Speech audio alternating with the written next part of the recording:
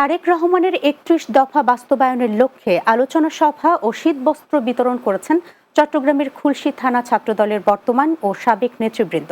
শুক্রবার বিকেলে খুলশী এলাকার টাইগার পাস বহুমুখী উচ্চ বিদ্যালয় মাঠ প্রাঙ্গণে অনুষ্ঠানের আয়োজন করা হয়।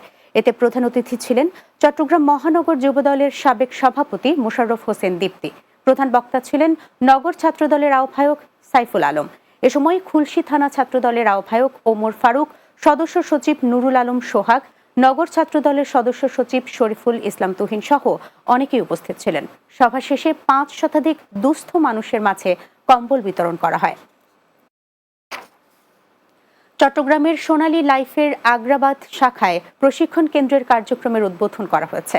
শুক্রবার বিকেলে নগরীর আগ্রাবাদে প্রতিষ্ঠানটির অফিসের উদ্বোধনী অনুষ্ঠানে প্রতিষ্ঠানটির ব্রাঞ্চ ম্যানেজার মোহাম্মদ জসিমের সঞ্চালনায় এ সময় উপস্থিত ছিলেন সোনালী লাইফের ভারপ্রাপ্ত মুখ্য নির্বাহী কর্মকর্তা রফিকুল ইসলাম, পরিচালক শেখ মোহাম্মদ ড্যানিয়েল, মুস্তফা কামরুজ্জোভান, উপব্যবস্থাপনা পরিচালক SM মহিউদ্দিন ফারুকী সহ অন্যরা।